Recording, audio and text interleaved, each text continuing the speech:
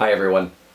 The last year I've been fortunate to have a lot of concerts, including a big concert in Carnegie Hall, and I had concerts in various places around the world besides playing different programs.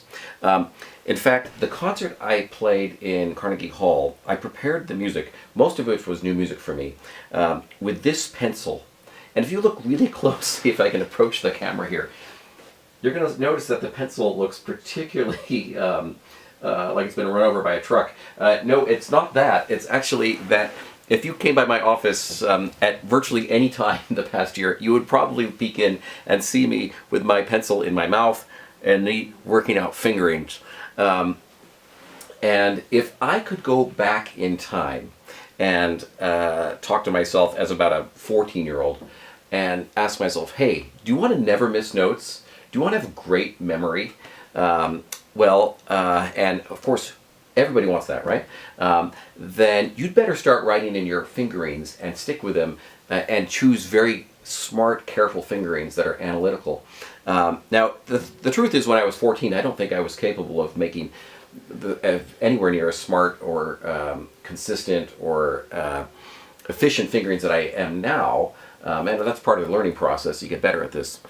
But as I look at some of my old scores from when I was a kid and compared to what I've got now, and I can't believe there's not more fingering written in, and this is so essential. So when a student comes to me and says, I'm working on this passage, it's difficult, and there's no fingering written in, I get really nervous because I wonder if it's already been potentially damaged by fingerings that's been switching around.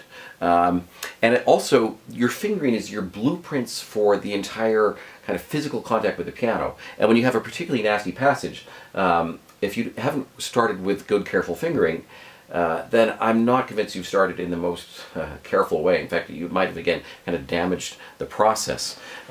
So I'm obsessive about fingering now, and this particular pencil, which is hung around, is good proof of that. We're going to look at a particular score, but I see this in my teaching all the time. I have students who are obsessive about their fingering, and you know what? They don't have memory slips. They're technically much stronger. It's not necessarily that they have better technique, but they're good, efficient habits from the very first moment they touch that music are creating a deep foundation for their future, because you're preparing to perform a piece the second you play the first note. So let's just look at this Rachmaninoff Etude. This was, I played the entire set of Opus 39 in the last year in a number of places, and it's been a dream set of mine for a long time, but very, very demanding. And unfortunately, I find the first Etude actually one of the hardest, because you're just shot out of a cannon, and it starts like this.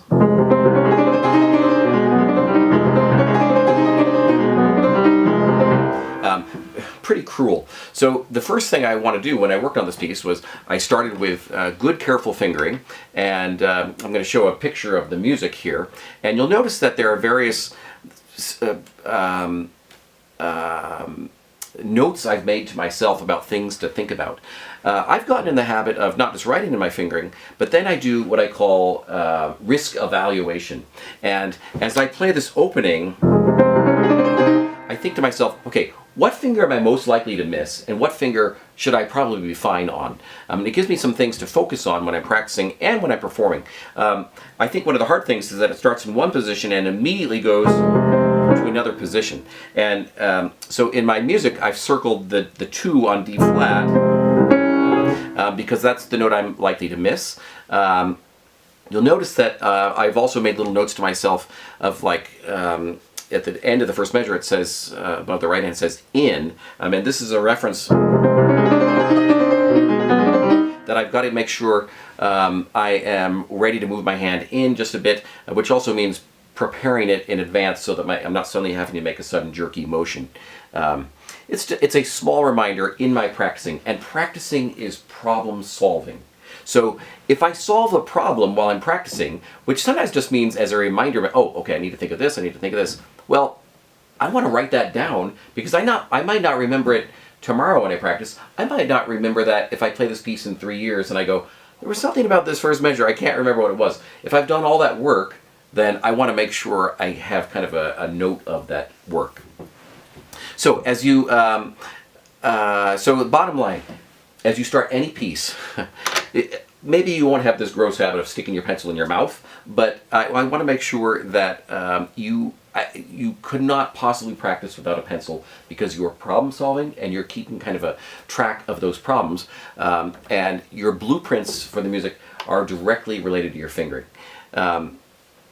I choose my fingering very carefully based on many number of things. The shape of the block that the hand needs to cover, the geometry of the hand, meaning how my hand moves internally within the octave shape. It could be any number of things. And often a fingering that's written in the score will probably be good. I guarantee you that fingering in the score will be the best fingering in the world for the person who wrote it, but not necessarily for you. So sometimes I'll have a student and they've got a fingering written in and then they don't follow it, and I say, well, you didn't follow your fingering. And they go, oh, well, I don't do that fingering. I'm like, well, why didn't you write it in? I want to be obsessive about that. And I'm just going to close with a charming and rather shocking anecdote. When I was in about the fifth grade, my best friend lived in an old house. In the basement of his house, there was a box. And in the box was a whole bunch of glass vials of mercury. Now, we had heard vaguely that you shouldn't touch mercury. Now, as about a 11-year-old, it seemed like the coolest thing ever because it seemed to be like liquid metal. And so you know what we did? We took the mercury and we poured it into the palm of our hand, and we would run it around.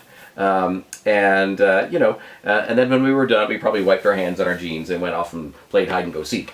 Now, there might be a reason why I'm not good at calculus or something from that particular event, from lead poisoning. But I would liken this to playing a piece with not having the fingering written in. You are asking for troubles down the line if you have not done that careful work. And it might haunt you in the most important moment, and that is when you're on stage. So be obsessive about your fingering. I guarantee you will be 90% more note accurate and 90% more memory accurate. Wait, let me change that.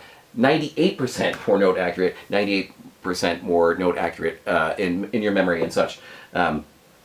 Start that habit now. Don't wait until you're much older to get into this habit. Do that now. It will speed up everything of your learning process, and the depth of your foundation will be much more unbreakable.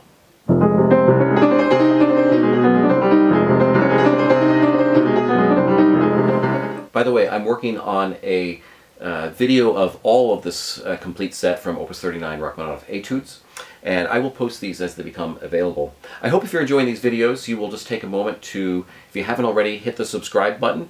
I'm trying to put out a few of these each week, and having a great time, and I hope you're enjoying them too.